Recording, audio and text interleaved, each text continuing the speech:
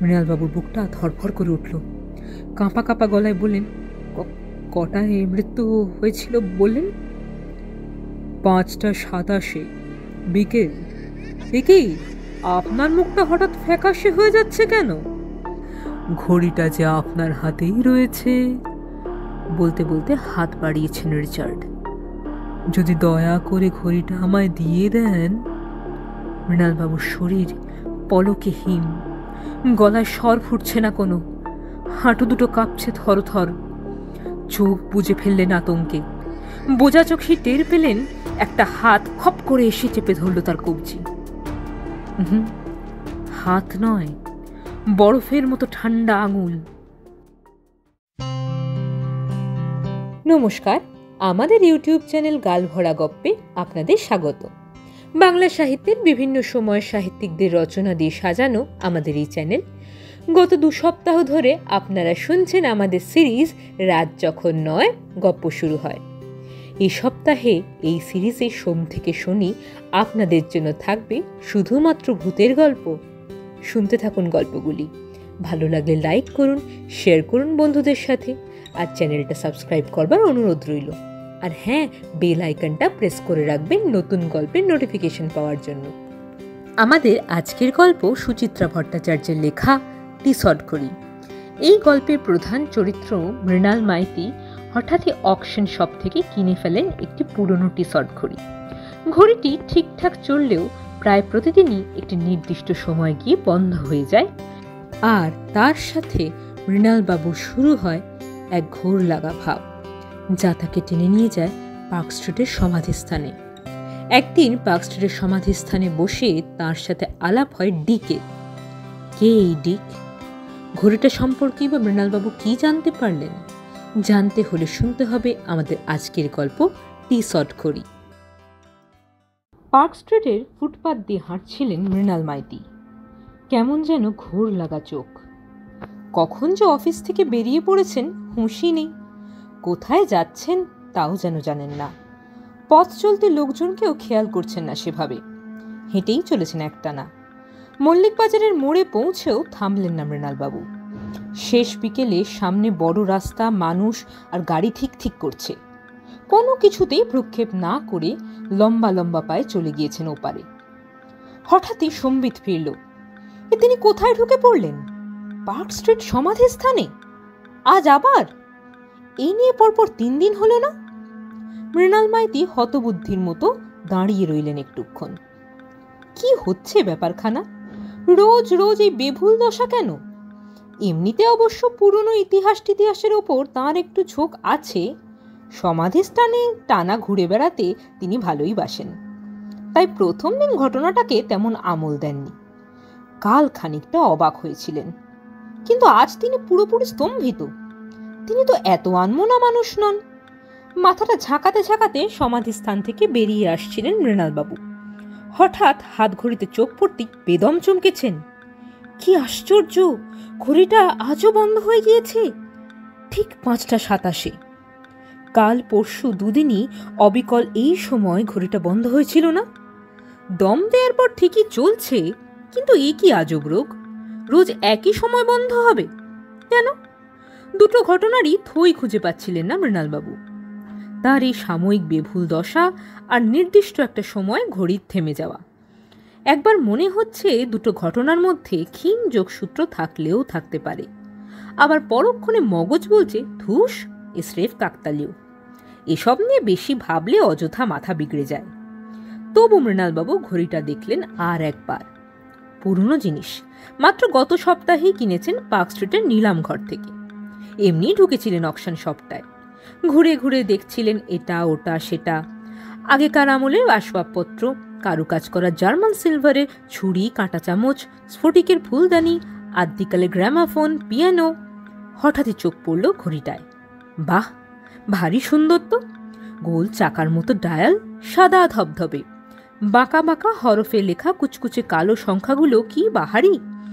ঘন্টার কাঁটা আর মিনিটের কাঁটার ডগায় টুকটুকে লাল দুটো ফুটকি যেন আরও সৌন্দর্য বাড়িয়েছে কিছুটা। আজকাল বাজারে তো সব কোয়ার্টজ ঘড়ি। এরকম চমৎকার দম দেয়া ঘড়ি আর দেখতে পাওয়া যায় কোথায়? কৌতূহলী হয়ে জিজ্ঞাসা করেছিলেন, ঘড়িটার দাম কত ফেলেছেন? বয়স্ক কর্মচারীটি হেসে বলেছিলেন, জলের দরে দিচ্ছি স্যার, মাত্র 500। বলেন কি, কবেকার জিনিস বন্ধ হয়ে পড়ে আছে। তাতে কি, হাতি মরলেও তার লাখ টাকা দাম স্যার। এ হলো কি খাঁটি টি শার্ট, যে কোনো পুরনো ঘড়ির দোকানে দেখাবেন, তারা লাফিয়ে উঠবে। আর বন্ধ রয়েছে তো তেল ফেল পড়েনি বলে, অয়েলিং করে চালান, এখনো 50 বছর নিখুঁত টাইম দেবে। মনে ধরেছে বলে খানিকটা দোনামোনা করেও মৃণালবাবু কিনেই ফেললেন ঘড়িটা। এরকম একখানা অ্যান্টিক ঘড়ি কবজিতে বাঁধা থাকলে খানিকটা আবেজাত তো বাড়েই। কেনার পর মনটা আরো খুশি খুশি। পাড়ার দোকানদার ছেলেটি তো ঢালাও সার্টিফিকেট দিল, জব্বর দাম মেরেছেন দাদা, এই জিনিস এখন আর আপনি মাথা খুঁড়লেও পাবেন না। হ্যাঁ, এর হেয়ার স্প্রিং থেকে শুরু করে প্রতিটি সূক্ষ্ম কলকবজা একেবারে A1। এখনকার ভেজালের যুগে এই ঘড়ি দেখলে না প্রাণে আরাম হয়। সেই ঘড়ি কিনা পড়ার পর থেকে এই খেল দেখাচ্ছে। পাড়ার দোকানদারটাও তো চালু করে দেওয়ার সময় গন্ডগোলটার কথা বলেনি, উল্টে তো বলল, 3 বছরের জন্য নিশ্চিন্ত থাকুন, এই ঘড়ি এখন টক বগিয়ে ছুটবে। 7-5 ভাবতে ভাবতে বেজার মুখে বাড়ি ফিরলেন মৃণাল মাইতি।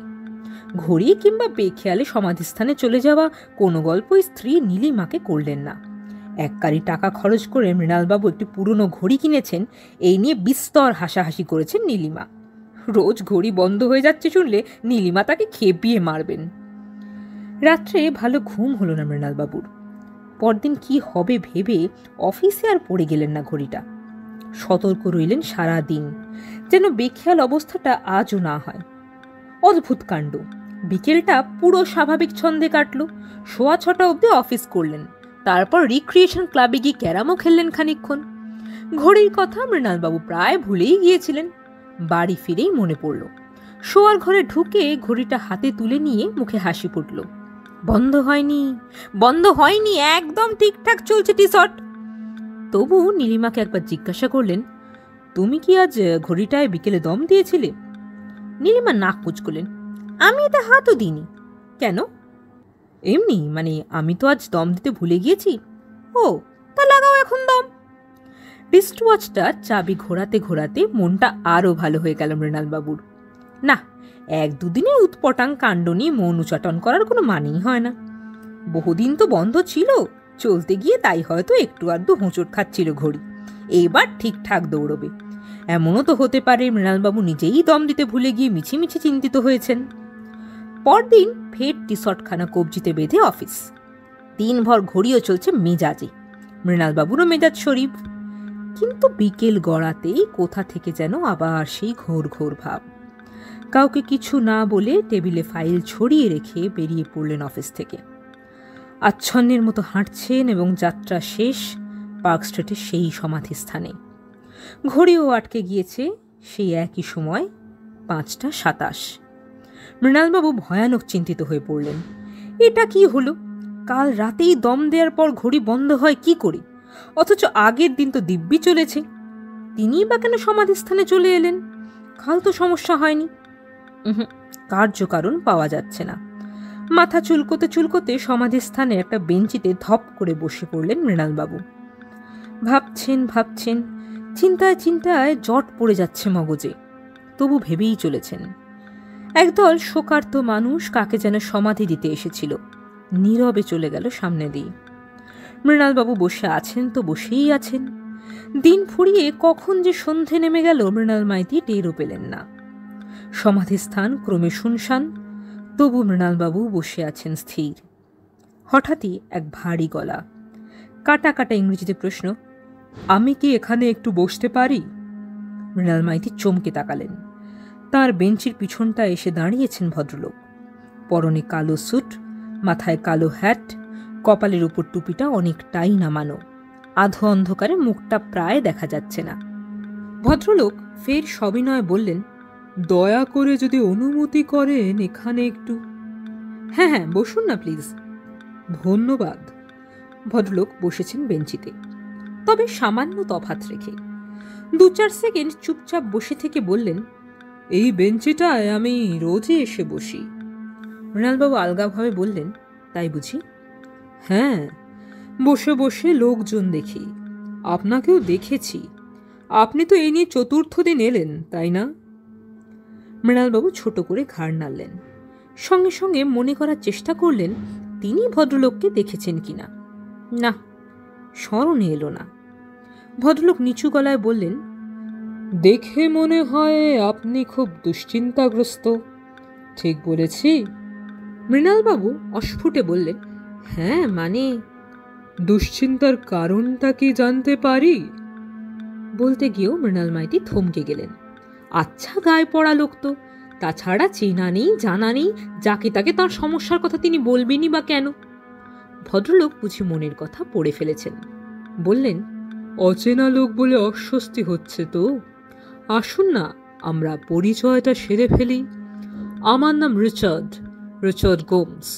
আপনি? আমি মৃণাল মাইতি।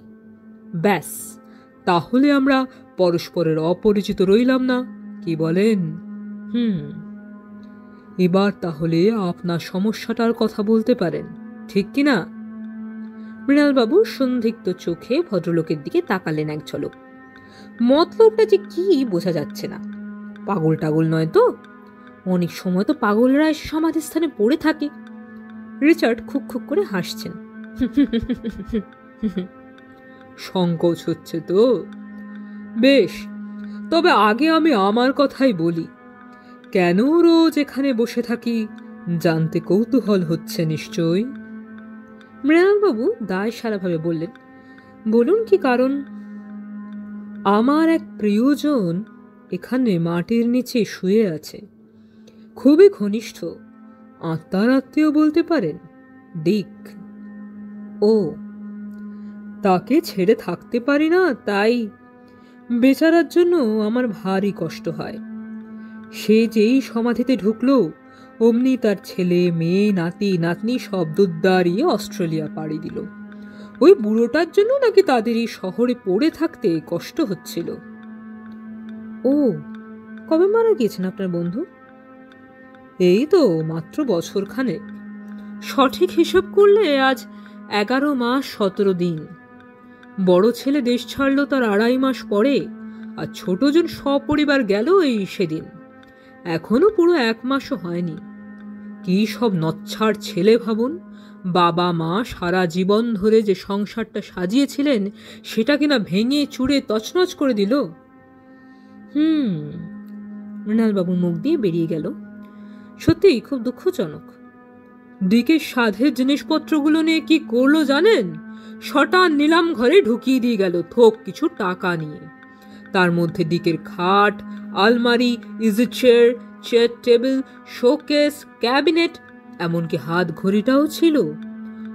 অথচ ওরা জানতো ওই ঘড়ি ছিল ডিকের প্রাণ। ঘড়িটা বেচে না দিয়ে ওরা কি সেটা বাপ ঠাকুরদার স্মৃতি হিসাবে রাখতে পারতো না? মৃণালবাবুর কেমন গা শিরশির করে উঠল। অকশন শপে হাত ঘড়ি? রিচার্ড ফিসফিস করে বললেন, ডিক ঘড়িটাকে কত ভালোবাসতো শুনবেন। বেচারা ক্যান্সারে ভুগছিল। যখন তার মর অবস্থা তখন ছেলেদেরকে বলেছিল তাকে কফিনে ঢোকাবার আগে ওই ঘড়িটা যেন তার হাতে পরিয়ে দেয়া হয়। কে কার কথা শোনে? যেই না ডিক 5:27 মারা গেল অমনি ছেলেরা হাত থেকে ঘড়ি আংটি খুলে নিল আগে। মৃণালবাবুর বুকটা ধরফর করে উঠল। কাঁপা কাঁপা গলায় বললেন, কটায় মৃত্যু হয়েছিল বললেন? 5:27 বিকেল। একেই আপনার মুখটা হঠাৎ ফ্যাকাশে হয়ে যাচ্ছে কেন? ঢোক গেলে মৃণালবাবু জিজ্ঞাসা করলেন, আগে টি-শার্ট ঘড়ি ছিল কি? হ্যাঁ, ঝকঝকে সাদা ডায়াল, সংখ্যাগুলো ইটালিক্সে লেখা, সামান্য হেলানো আর কি। কাঁটা দুটো কালো? মৃণালবাবু বিড়বিড় করে উঠলেন। কাঁটায় দুটো ছোট্ট ছোট্ট লাল ফোঁটা। মনে হচ্ছে ঘড়িটা আমি চিনি। চেনাই তো উচিত। রিচার্ড আবার খুক খুক করে হাসলেন। ঘড়িটা যে আপনার হাতেই রয়েছে। বলতে বলতে হাত বাড়িয়েছেন রিচার্ড। যদি দয়া করে ঘড়িটা আমায় দিয়ে দেন। মৃণালবাবুর শরীর পলকে হিম। গলায় স্বর ফুটছে না কোনো, হাঁটু দুটো কাঁপছে থরথর। চোখ বুজে ফেললেন আতঙ্কে। বোঝা চোখে টের পেলেন একটা হাত খপ করে এসে চেপে ধরল তার কবজি। হাত নয়, বরফের মতো ঠান্ডা আঙুল। পার্ক স্ট্রিটের সমাধিস্থানে ভুলেও আর পা রাখেন না মৃণাল মাইতি। ঘড়িটা খুইয়েছেন বলে তাঁর কোনো আফসোসও নেই, কারণ তিনি জানেন প্রিয় টিশর্ট ঘড়ি ফেরত পেয়ে বড় নিশ্চিন্তে এখন সমাধিতে ঘুমোচ্ছেন ডিক, যার পোশাকি নাম রিচার্ড কোমস।